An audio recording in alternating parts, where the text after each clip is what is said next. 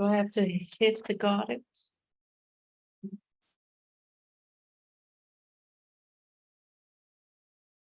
I saw well enough.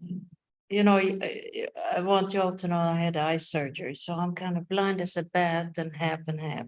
But today is the last Buffalo Corner of this season, and I'm thrilled to see such great voices have come here to share it with us. I would like to thank the Shir Shalom team, Rabbi Alex, Executive Director Joanne Marquesi, Poster Wiz Nancy McGorry, and I also want to thank you for the flowers I got post-op, which I really appreciated. I also want to thank the Buffalo Corner team, co-host Irene Cyprus, David Cyprus, and Daniel Kester. I also want to thank Catherine Hastings, who is not with us tonight, but she took on the role as co-host and brought in some fabulous poets and writers to the corner. So thank you. And most of all, I want to thank all of you who keep coming to our events, poetry lovers, word lovers, who have joined us month after month, year after year, whether by Zoom or in person, through the pandemic, through bad weather and good. We couldn't have done it without you. So through personal, local, national, and world tragedies, we are drawn to the authentic voices because they help us, they question us, they soothe, and they push us. And I'm thinking now about the great literary works sparked by a combination of memory and history.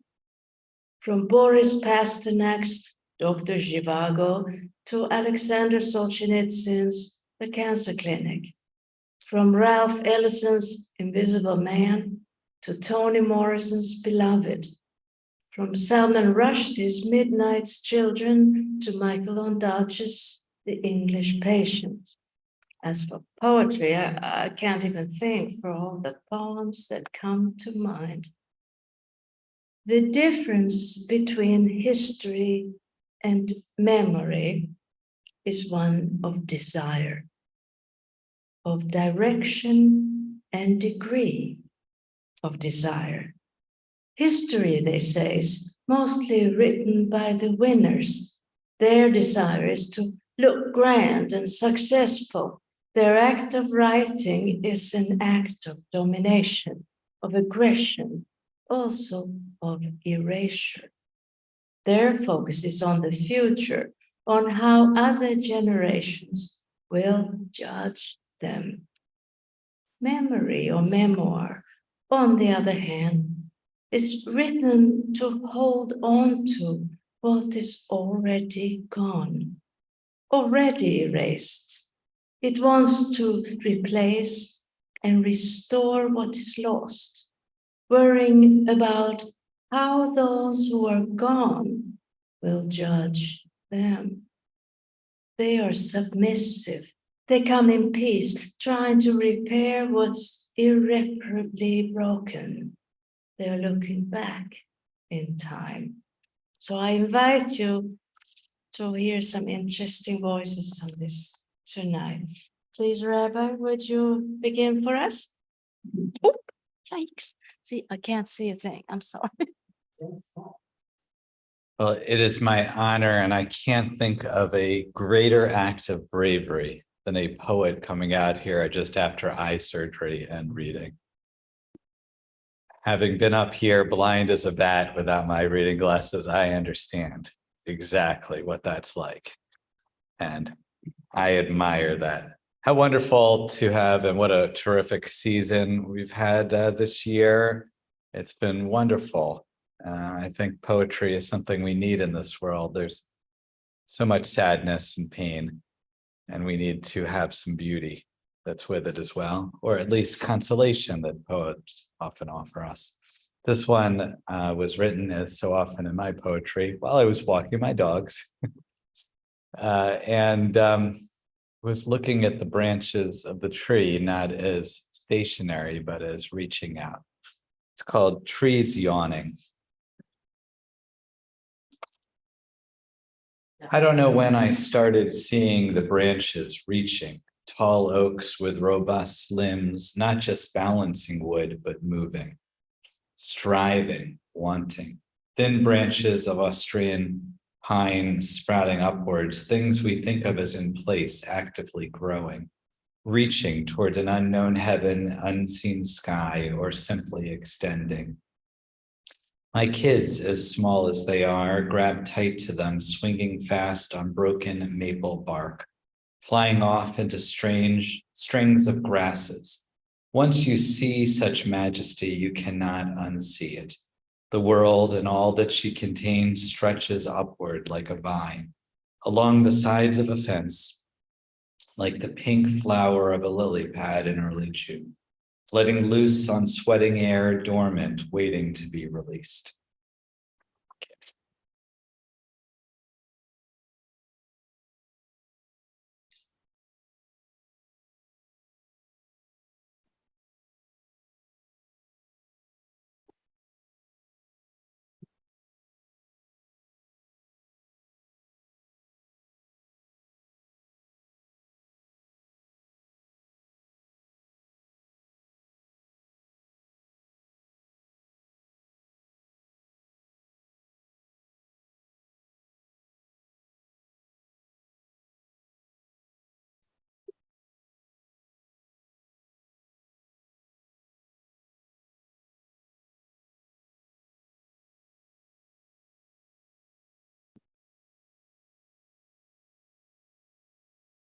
All right, it's true. I really am blind as a mole or a bat, but I didn't bring my introduction for Bert, so he has to do it himself, which I'm sure he will do a better job than I could, anyways. He has written a fantastic novel that I've read with great pleasure, and Irene actually helped him edit it. Is that correct? And so, yeah, I recommend it because he's gone back into his family. He said his father was a dreamer and troubled by all the Holocaust memories. And he tried to gather them into a net, and he created this book, which is a book of fiction, but it's also based on historical reality. And there are places in this book where I was really awed. Like the main character is female. She's young, she's attractive. She lives in Russia before the revolution, but she's dating and having affairs with all the famous revolutionaries we know as Lenin, Trotsky, and so on and so forth. And it becomes a brilliant expose of how these men, how different they were, because of how they relate to this young woman, how they treat her. So instead of saying, oh, Trotsky was this and Stalin was this and blah, blah, blah, blah, blah, blah, blah, we get to learn for ourselves. I thought that was one thing that I really appreciated. And I'm sorry I forgot what you had written, but please. No, it's all up to You know, I have tinnitus, so I'd like to move that mic a little away from me. I have a loud voice. Can you hear me? Oh, great. So. Can they hear me now? Yeah, but also they have it on here. Okay, good. All right, I've got to do two things. I've got to read a little and then turn pages. I didn't have anything as sympathetic as an eye surgery, but how does a knee work? I had my knee operated on recently, so I'm bumbling about. I have some thanks to give. And I understand that at 21 minutes, there is going to be something beneath me that opens and down I'll go. So I want to first thank, can you hear me? Well, you're turning away. Oh, okay. I want to, oh, I'm here too. Hello. I would need to thank some people because of all the great things they've done for me. One is Irene, who read it first and just helped me a lot with little grammatical and spelling things, and said she enjoyed the book and it gave her nightmares. So if you're looking for a nightmare, you're going to write. No, it's not. That's how it struck her, but she said she liked it. And I want to thank Anila for inviting me and for reading it. And Sue Bergman is here. She's been with us all the time on Zoom. She read the book at least twice and was very helpful, very, very helpful. Not a professional editor, but she could be. And the book, well, I never knew if it was good or not, because you depend on what other, I'll leave that thing there. You depend on what, the cane fell, not me, so I'm okay. I'm happy. Thank you, Rabbi. I'm happy to stand up. You can't tell if your own work is very good. You have to wait for others to give you their opinion. And I'm getting good opinion, so I am humbly appreciative of that. It's historical fiction. I intended it to be nonfiction. There are 431 footnotes, but because I couldn't get enough real characters to fill out this story, I had to fictionalize them. But within the way they are living, you get true history. So I brought as much accuracy to it, because in fiction, you don't put in your footnotes, but it's historically accurate. And people have said they've learned from it, something that we've been forgetting. We sort of think of shtetl life in those villages as, Rev Tevye and the Fiddler on the Roof. And especially the young people, they don't know really what it was like. There was no fiddler, and the roofs were of thatch. And if you had money, they might be of tin, and life was tough. The Jewish people in Eastern Europe lived within, as I'm sure you know, a pale of settlement. Now, I never knew exactly what a pale was. I mean, did it describe, coloration? What is a pale? It's a Latin word, or it's taken from a Latin word, which means border or boundary. So it was a boundary. You can live here. And if there are those who are exceptional, you can go somewhere else, because all those countries needed everything. So if a Jewish person was able to do something extremely well, they could get out. The majority of the population, the super religious people, they had to stay. Now, my lady, Rivka, is based upon what my father thought was one of his aunts. And it wasn't that she was dating.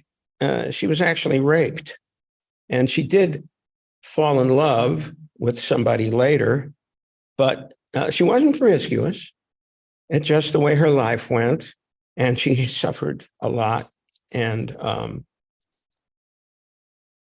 it's a reality. Whatever I have in the book is diluted, not diluted, diluted in comparison to the tragedies that befell people.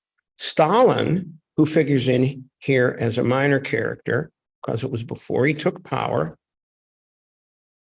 Stalin said, one death is a tragedy, but 1 million deaths is a statistic. And that's how the tyrants view it. 1 million deaths, hard to get a hold of. One, sure, it's a tragedy. And the tragedy is that kind of thinking allows warfare to become bloodier and bloodier and bloodier, and the people aren't people anymore. The greatest compliment I've gotten on the book is from Sue. And she said she found it profound. There's an expression, some will know it, halavai. In other words, I hope it's profound, but maybe she overestimated it, but I think it's a good read. I did not write it in vernacular English. I wrote it a little more formally because I wanted to add beauty to the extent that I was able to the prose, to make it more poetic. And vernacular English, just everyday talk like we're doing right now, I found it wasn't as effective. So it is a little more formal. Those who like it a lot. And there have been a couple of people who said, oh, no, I like, easy read. It's not exactly an easy read. I hope it's a worthwhile read. People seem to think so. The letters in the book were mine, and it was a device to get a lot of history into the reader's mind without going through the boring aspect of these deep histories of people, such as Lenin. I mean, it could go on and on. So I have letters which sort of summarize accurately things that were going on, and I use that device. The poetry within it is mine, except for the words of Emerson. I do not claim credit. He did not ask me. And I now would like to read a little bit of the prologue, if I may.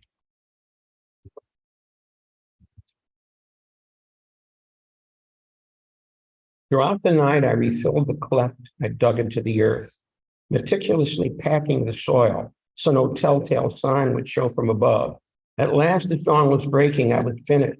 I spread shovels of remaining earth amidst the trees and covered the site with layers of leaves and branches. My handiwork complete, I surveyed it. No one would know a grave which held the bodies of two lovers existed on this spot. It goes on, hear Emerson's word. This is a sister that she lost. This is the forest primitive, the murmuring pines and the hemlocks, silently, one by one, in the infinite meadows of heaven blossomed the lovely stars, the forget-me-nots of the angels. When she passed, it seemed like the ceasing of exquisite music. If you read that real fast, if you read poetry real fast, you lose it. It's like going to a meal that's supposed to be very good and you're just, yep, no, let's get out of here.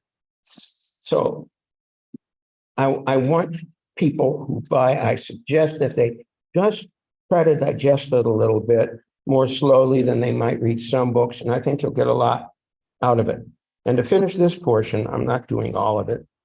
And every day of summer, spring, and fall, the pure white plumes of Queen Anne's lace will bend their blossoms to the wind in homage to their secret charge. And in the winter, their desiccated stems will signify the fleeting treasure that is life. So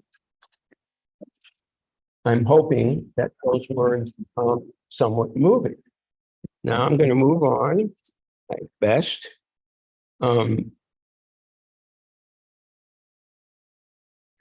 Got barely 4.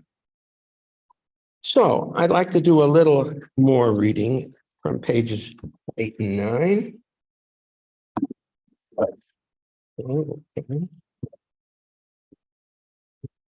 That floor switch too soon. I don't want to stay. All we retain of our childhood are simple scraps of memory. Even so, the recipe for our lives is formed by then and others long forgotten or repressed. My clearest recollections are of the perpetual winter as I awoke in our bed, warmed by the body of my sister. When it was very cold, I would find the starburst form of tiny snowflakes anchored to her hair. One puff and they would disappear. A fine powdering of snow would sift through the thatch of our roof to speckle our blankets. On such morning, crystalline powder would swirl sinuously upon the earthen floor. I would watch it sparkle away to oblivion. And a family of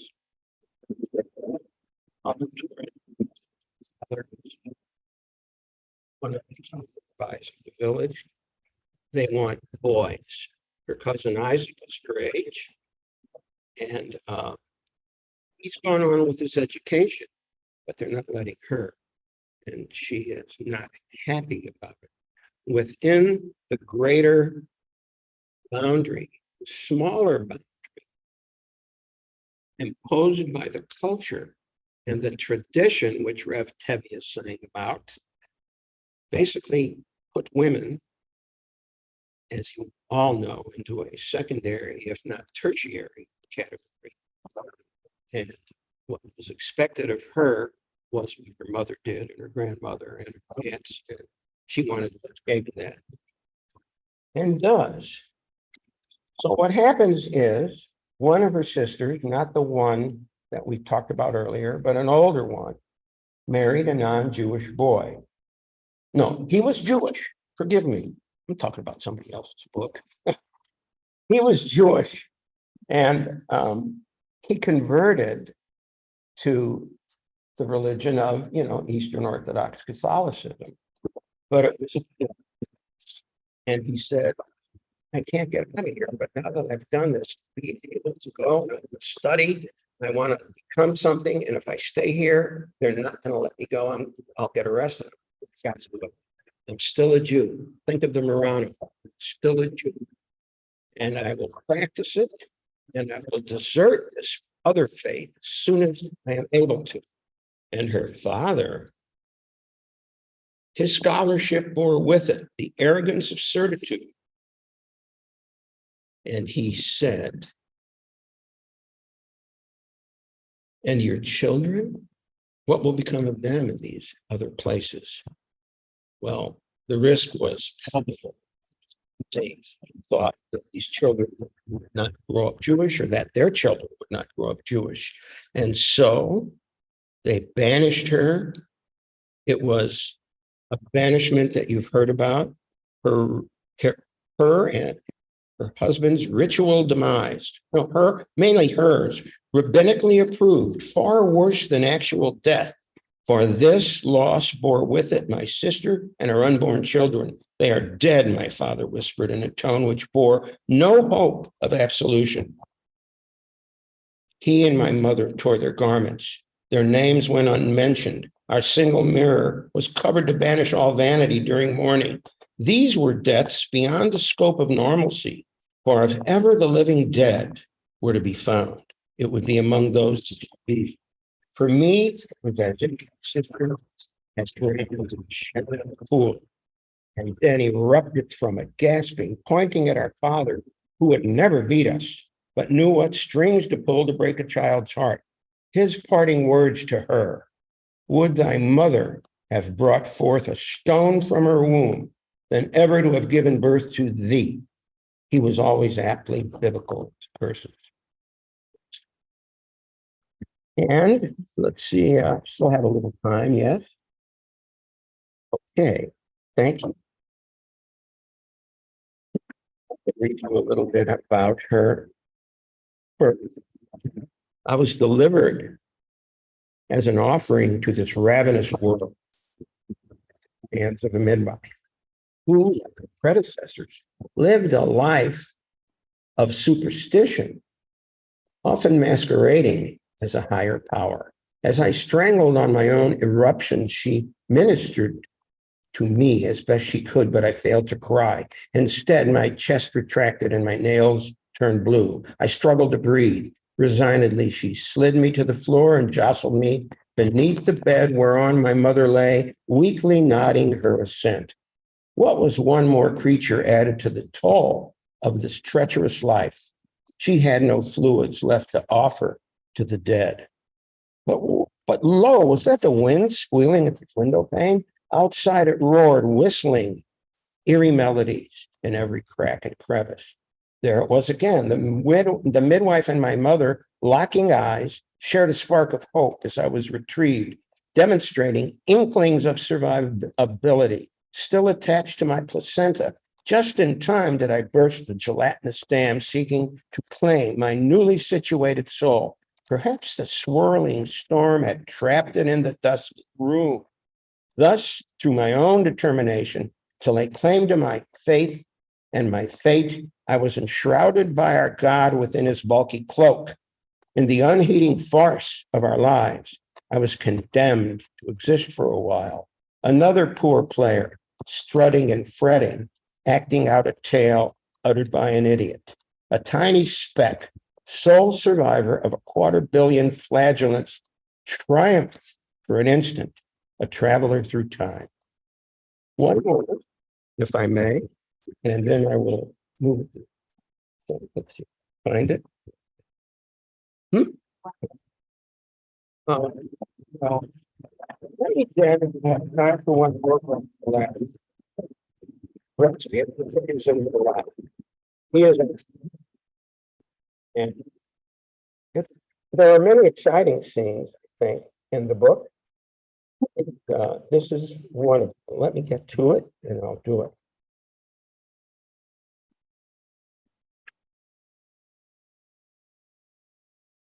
In 1 second. Okay, here we are. Pursuit.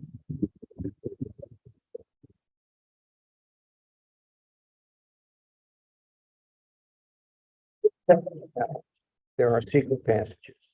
Many old castles had these.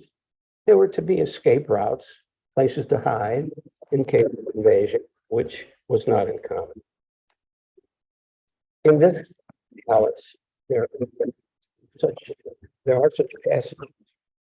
Rasputin is coming, and he enters into the passages because this is how he seems as though he reads the future by finding out what's going on by spying. Who could it? I found this on the web.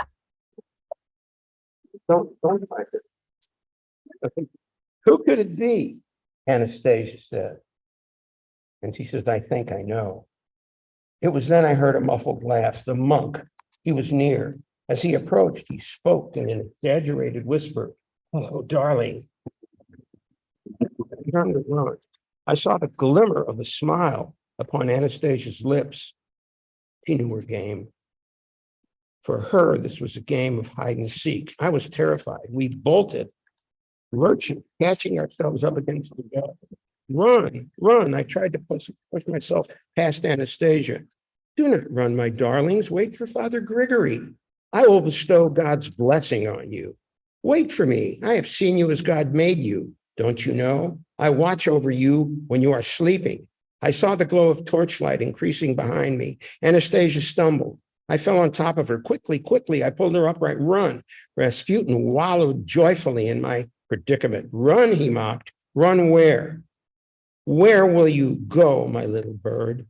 Where will you fly? And I think I need to stop. So I will. Thank you. Thank you very much. I will get my assistant here. Works very cheaply. I can bend down. I just, no, it's my, the knee will get better. Okay. Thank you. Thank you, Bert. Do I have to speak into? Because I was invited graciously by Bert at the beginning of his book, I feel as though I do want to say a few words about it. Can you hear me?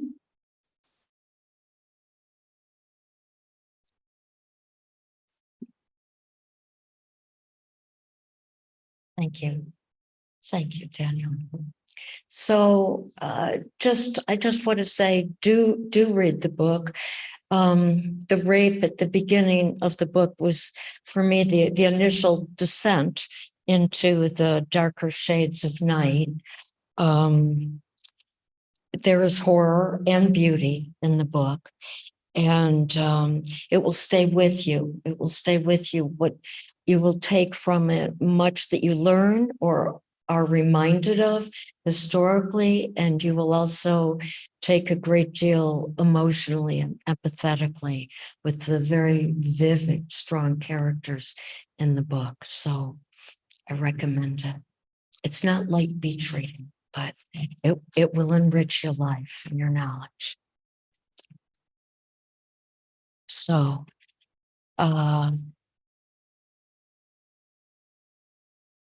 counterpoint, I have a very tiny little poem about spring. I don't have a title for it. Maybe somebody can give me a good. I sort of, when I wrote it, I was thinking of, Woody Allen said that he was two with nature, not one with nature. So although I welcome spring and I have a little garden and I love it. I also have a little trepidation. I'm not fearless. I hope I won't unearth the desiccated body of a mouse or a bird. I hope not to get pierced by a rosebush thorn. I set down the rake that catches between rocks and brambles, gather masses of wet leaves, twigs, a piece of string, a soda can, a cigarette butt, bits of plastic or paper winter has blown our way, until finally covered with mud myself, I can say, greetings, little green shoot. How was your winter underground? So thank you. Thank you. It is my pleasure to Nancy Baird needs no introduction. She was our inaugural poet for this series. And I think of Nancy Baird as our Buffalo, Western New York poet laureate. I know you're all familiar with her and her work. I asked her if she would consider reading a poem or two tonight, and she graciously said that she would.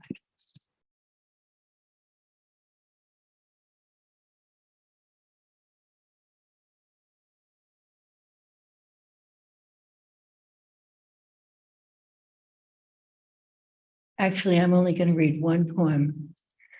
And it's new, brand new. And it's about my son who died 3 weeks ago. It's called Sneakers 13D. When my boy said he needed new sneakers as his feet had grown, I said, okay, on Saturday we'll go to that sports store over on Grant Street. He said, no, he wanted very high-end sneakers, the same brand as his more extravagant friends wore. I said, don't be ridiculous. I'm not spending more than $75 for a new pair of sneakers. Ah, Mom, he protested. Everyone has this other kind. Well, you're not everyone, and don't try to be a big shot, because our family doesn't go in for fancy brands. So Grant Street it was. A bit shabby, but perfectly adequate. Shoes and more. A sort of sallow place with very nice help. And I asked for a size 13D pair of sneakers for my Bigfoot son, age 15 and handsome. His mass of blonde curls entirely unbrushed. Relax, baby, I said to him. And he replied furiously, would you stop calling me baby? It's humiliating. At that, the young employee helping us looked up and laughed. Hey, he said, I'm 25. My mother calls me baby all the time. I'm the youngest in the family, and that happens. Chagrined, my son stopped being so furious. If this sweet-natured, eloquent person could endure being called baby, perhaps he could too. And for the next 37 years, until his awful death at 52, leaving my frugal heart crushed into tiny fragments, I called my boy baby, just like that. He was married, had children, a good job, 2 dogs, 2 cars. Nevertheless, until he died, he learned to grin and bear it. My son, my only son, my beloved baby.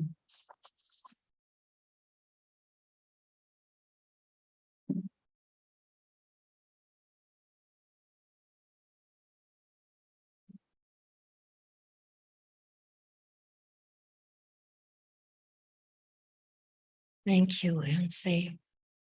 I'm at a loss. But a moment to honor your baby, your beautiful son. Thank you for sharing that with us.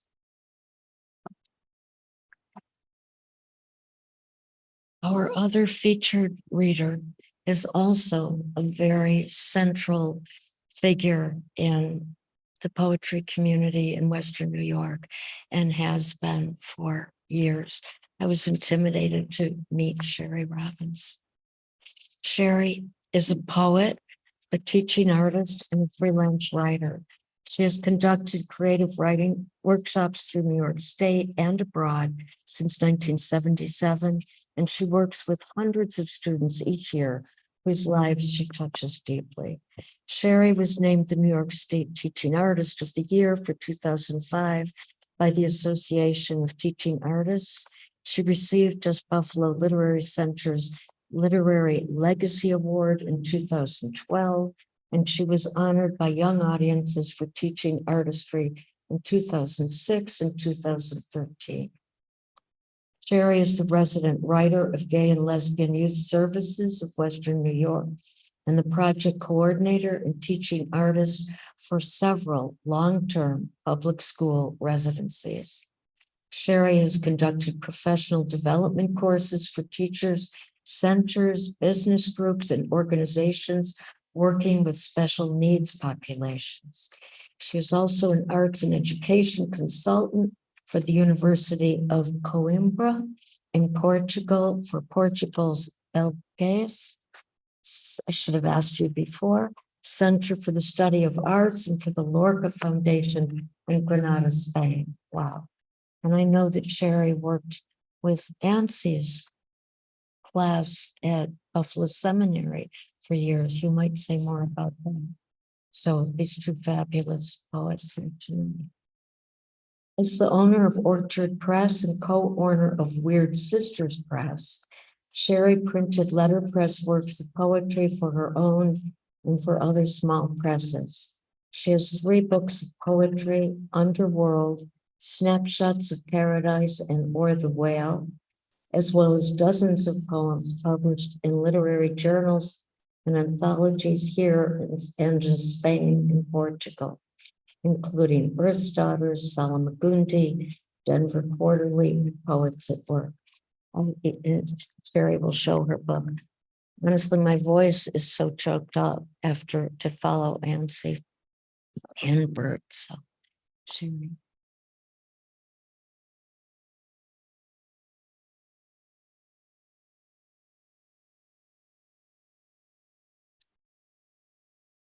Okay, thank you very much, Irene. One of those things the Lorca Foundation fell through, so I never got there. I don't know where you found that information, but I wish I'd been there. And I was meant to go there, but I didn't. I'll be reading from Underworld. Can you hear me okay? And this has the structure of a little bit of Dante's Inferno, of a trip to hell and then purgatory and then paradise, but many other cultures and structures too of loss, of falling down and rising back up. And I read a month or two ago when this book came out. So I'm only going to read a couple of those poems, and mostly out of respect for where I am and all of you, going to end with Kohelet, which was a great solace to me. This is, you've heard a lot of sadness tonight, so I know you're tough, but some of these are a little hard to hear. I'm only going to read a couple. 2 of my 3 siblings committed suicide. And I do hope that we reach a point where we can talk about that more openly without everyone feeling uncomfortable. It'll be the beginning of getting somewhere, I think. So, Boil the Breakfast Early. That's the name of an Irish jig. 2 with 1 stone, Irish sweepstakes. You sent our brother up to get me. Not the crazy brother, the other one. 5 a.m. She's in a bad way. You staged the whole thing like a pro, you who kept to the edges of things. Insane joy of fiddle and pipes on the record player. Our favorite reel to dance around the same room to when we wanted to feel, fuck me, I'm Irish, when we were chieftains. Is this a private fight or can anyone join in? Cranked. We got to the archway just out of reach of view, in front of a green tiled fireplace, gun at temple, pounding Baudrain. Our brothers know his lunge, the bang. It took a while. This wasn't a movie. But finally you got what you always wanted, and I got what came next.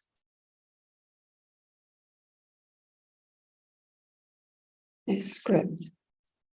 2 years later, almost to the day, anniversaries.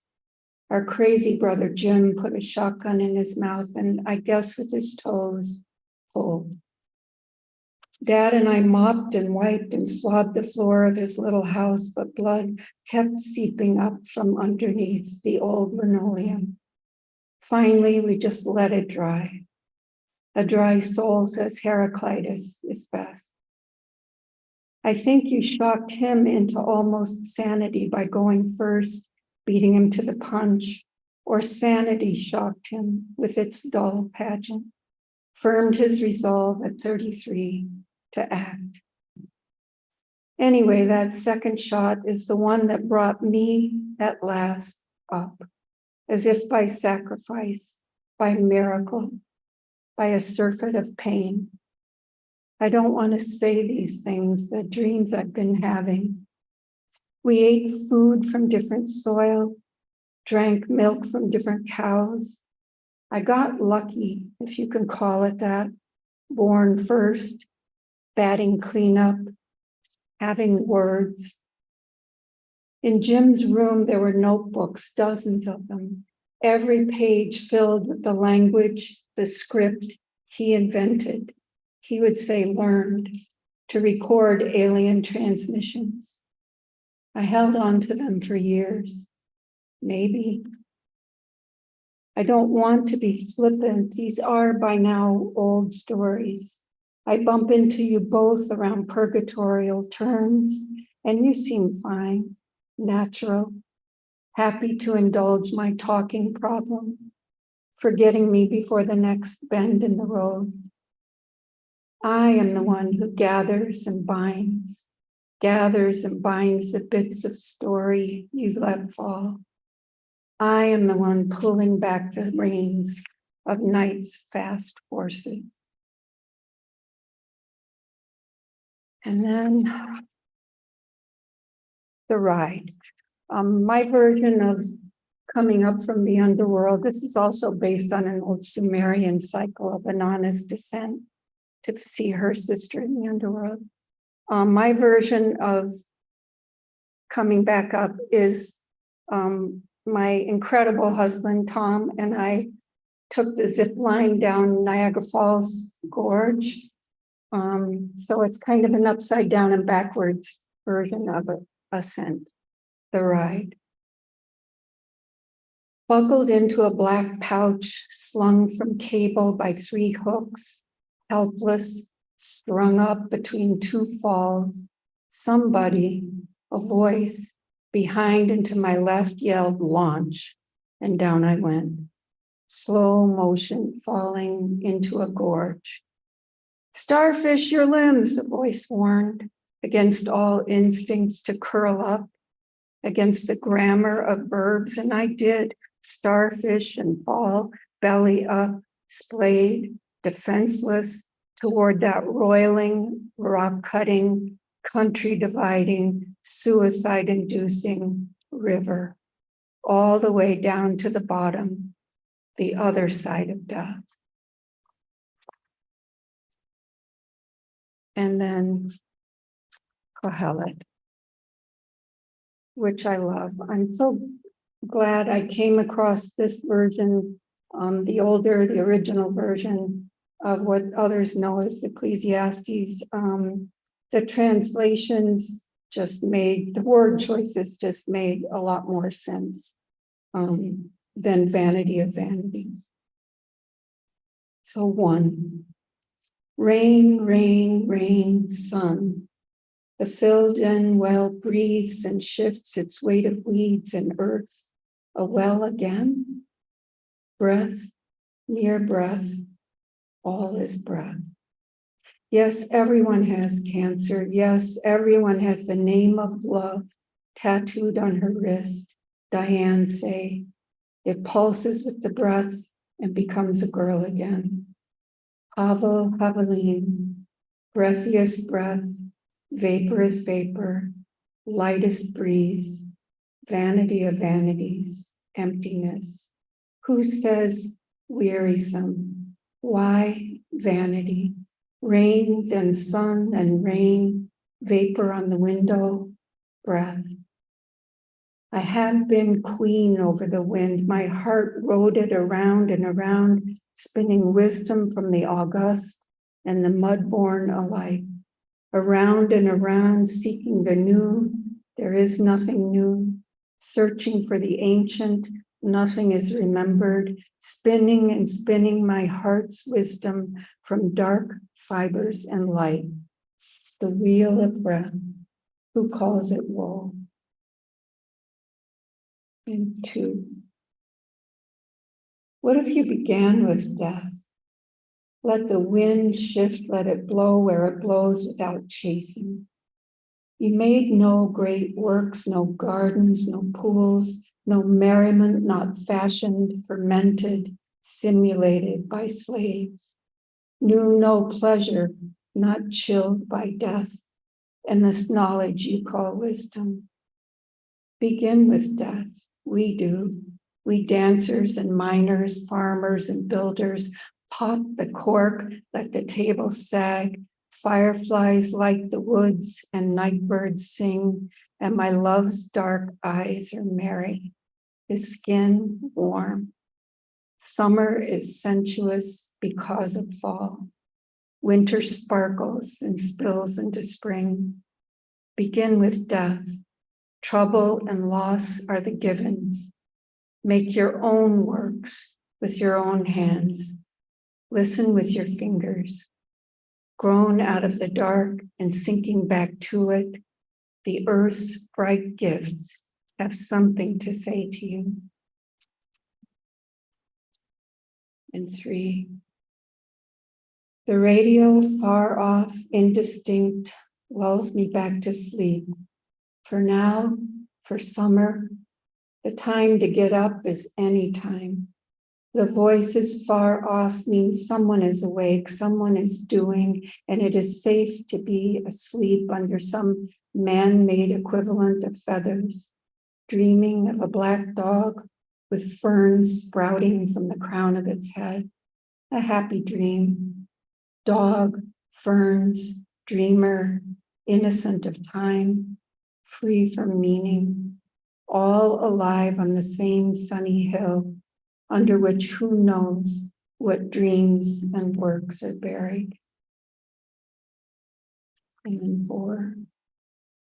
Born with nothing but breath, we breathe and reach for skin on skin, 2 or more than one, the warmth, the thick, sweet milk. Evildoers chase storms of chaos spun from their own breath, their maledictions. They eat for food their own hearts.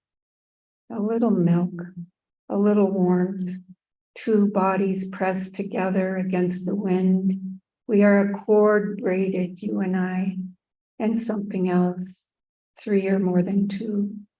Umbilical, cardiac, knotted bed sheets dropped from the jailhouse window, lifted by a breeze. I was actually driving downtown one day and saw bed sheets coming out of the Erie County Holding Center, 2nd or 3rd floor. And I don't think it's the first time. It happened again this year. 5. Yahweh speaks. You can't talk your way out of this. Even your dreams make too much noise. You promised to meet here, to listen. More corn, more gold, more fire, more flood, more people to eat it all up. Where do you think this ends? Woman speaks. I promised to meet you here in this Havel Havelim to listen. But who made me, us, to fill the emptiness, to say it's like a garden, your speech a cloudless sky, our hearts nests of snakes, of mottled eggs, each smooth as the word and made, and an agent of making, all made up. How wonderful. The I came in speaks, fills in, multiplies, compares, promises like a robin returning, like a young one leaving home, like a god of worlds without end, like the wind, not looking for a way out, but spinning from mere nothing, joy. 6. All the labor of woman is for the mouth, holding her breath to hear your first, filling your mouth with her milk, coaxing your first word, mama, from your own urge for song and kiss and poetry, connection. The word no comes later, the word vanity, lips closed tight, but woman labors first with milk and language, provision for the days that will pass like shadows, the years when you forget to suck, to speak, to swallow. And 7. My heart is a net, and I am all heart. What is fluid, what is airy passes through. What I catch is clay, dense and ill-formed. What I catch is you. Your struggle only tightens the ropes. You seek wisdom. Give her my name, my form, and then you say, it is better to die than to be born of me. You say, woman is more bitter than death. Old bitterness. You say, what is good will escape her. Do you hear yourself? I will ensnare, enfold, hold you until you do. Who is wise will become water, will be breath. Who is good will not nets of her own to catch the stuff of atoms. Atoms with a D. And this is 8. The king will do as he pleases, and the wicked will do their wicked work, and the good, well, the good labor for the good and are forgotten. Death will carry them off, and the words for them, and any wisdom distilled from their words.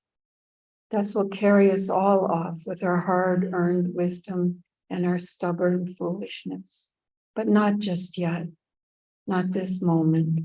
When the table is set under the apple tree, out of the wind, and the flowers release their evening scent, and the birds their evening song. There are jugs of wine and platters piled high with your favorite foods. Companions, what is sweeter than this meal we share, as the sun slips down and our jokes and stories float up to meet the moon. Jump ahead to 10. The breeze from the north shakes the sweet alyssum, maddens the flies, prompts tiny frogs to leap into pools from which there is no escape. Gentle, gentle, folly on the hill rolls down like a bad smell. Quiet, quiet, do not curse, not even in bed, the powerful. A bird will tell, and a snake will bite before you can try your charms. Have a laugh, money works, wine. You have only this garden and the breeze passing through. Philosophize what you will. And then 11. In the womb, who knows how mingled exhalations solidify and animate the being there.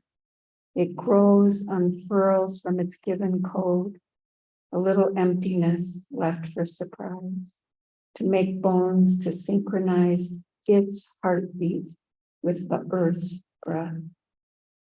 The woman casts everything she knows into the yes wayward wind, into the yes deep waters, and what comes back? Nothing. Enough to give away everything. Everything she knows is merest exhalation. She breathes out, pushes through the ways of the heart into terra incognito, into surprise, and then maybe a sudden inhalation and a wail, sweet light, a moment, breath. While you have the chance, rejoice. And then finally, Kohelet 12. There is no end to this making of books. You will gray and weaken and be lowered into your long home, cord cut, bowl shattered, gone. And suns and moons and stars will disappear. It's happened before. And the daughters of song will sing that first syllable into the dark. Breathe that first faint breath, and lo, a new book. Be afraid if you will, make laws, learn to sing, around and around it goes.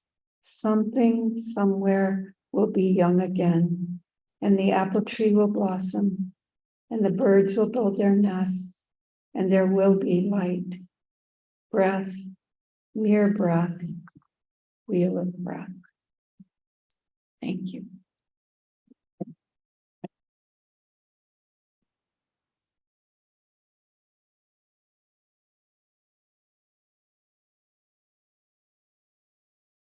Thank you so much, Sherry Robbins, Bert Fryman, and for a line like, what was it?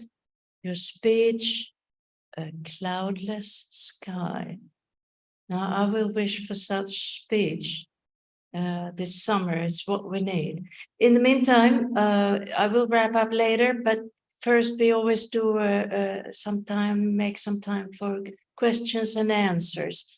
So if anybody has a question for either or both of our writers, now is the time. Also, for those of you who are on Zoom, we can see you and I think we can hear you also. So just let us know if you want to ask a question.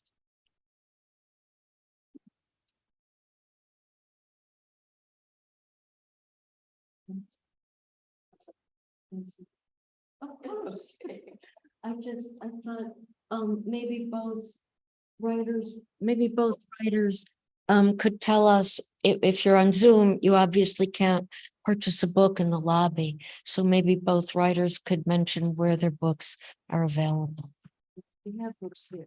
I know there are books in the lobby, but for people on Zoom. Talking Leaves and Fitz Books and I think Amazon. Okay, did everybody hear that? Okay, Sherry's book is available at Talking Leaves on Elmwood Avenue, Fitz Books on Ellicott, and Amazon. And in the lobby. My book, And my what? book, and it's also available Talking Leaf. And it can be purchased quite cheaply as a paperback or even as a download for freedom. And there are several out in the lobby. And oh yes, I find that I didn't even notice. There are books at the Clarence Library. Oh, And it's in the entire greater Buffalo area library system. And they were backed up. Surprised the heck out of me. They had a very small waiting list. One of the books fell apart. So I got them some more. So it's all a good sign. You know, the well, problem. Bert, would you and Sherry both come up to the mic? Because there, we have if there any are some questions? questions, then rather Have than any me. questions tonight, or how is it going? Anybody want to ask a question? I'll ask them a question. Why not ask some questions? I don't know, did you want me to repeat where the book's available? No. Okay. No, no, No, I'm Oh. kidding. there's somebody there with the blue. I can't read it then. Eva does that mean she has a question? I can't see what it says. Oh, just to unmute. Yeah, no. So, all right. So I think we don't have any major questions. So then I will just quickly wrap up.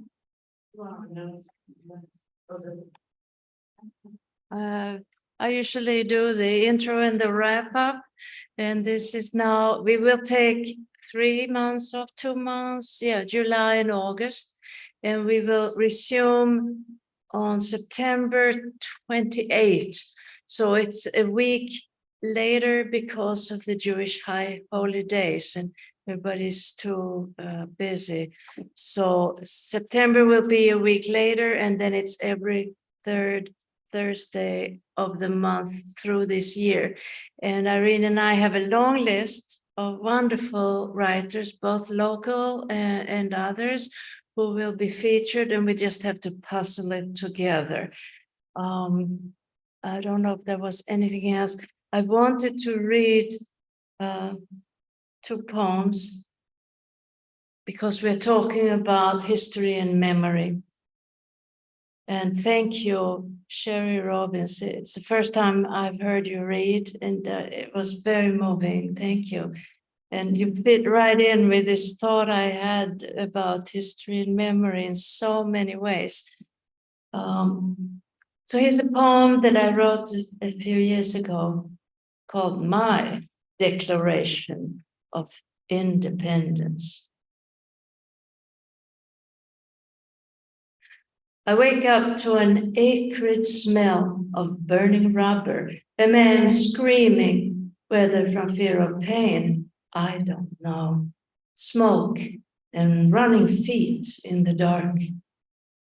Write this song of America you smell and hear. What? With my accent and a stranger's view? What preposterous proposition! My very own Declaration of Independence. Like dreams of the dead, words surround me. Crowds of refugees and migrants cling to boats and trucks. Stowaways from death, hungry at borders, coasts, rivers, they ask. Somebody has to answer and remember the old stories from long forgotten wars, like the one from that tiny little country in Central Europe, which no longer exists. A girl, one just like me, and as curious, saw a rabbit run for his life toward the border, west. She asked him, "Where are you going, Mr. Rabbit? What's the sudden rush?" "Haven't you heard?" asked the rabbit. "Haven't you heard? They are killing all the giraffes in the capital. The streets of Prague are red with blood." But the girl laughing, "What's it to you? You're clearly no giraffe," she mused. I know, quoth the rabbit.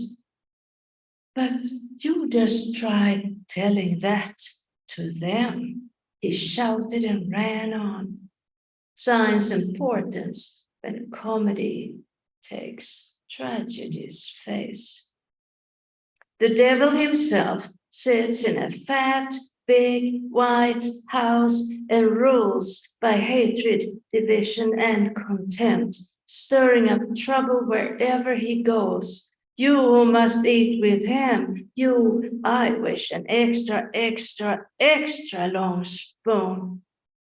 But I am going to puke right here on this paper and follow the masterful writer's advice. This was Toni Morrison, was her advice, to write around vomit as puke is common.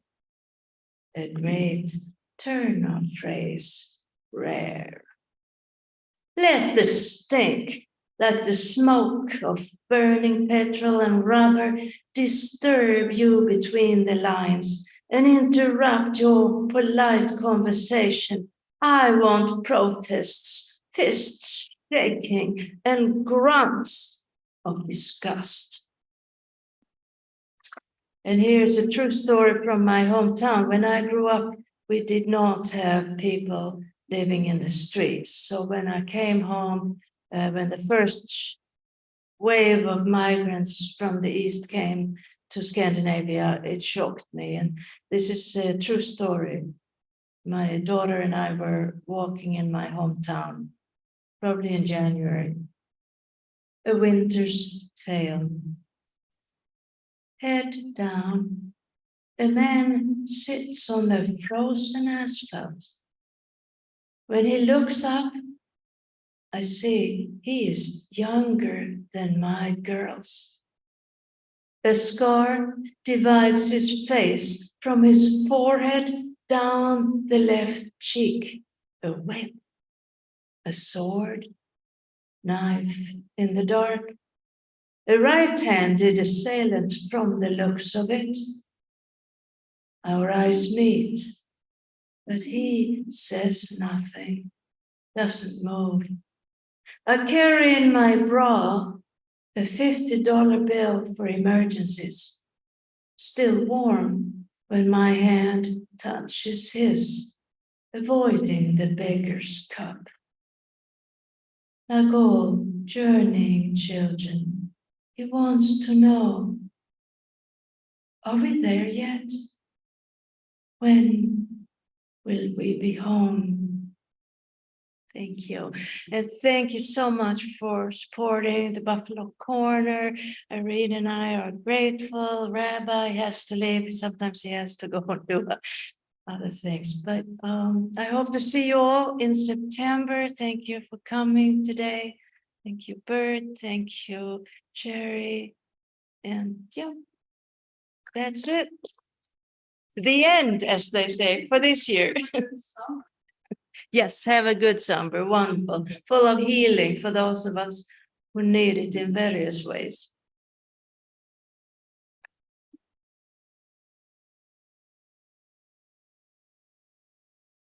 Oh, and there are books for sale in the lobby. Hi, everyone. And just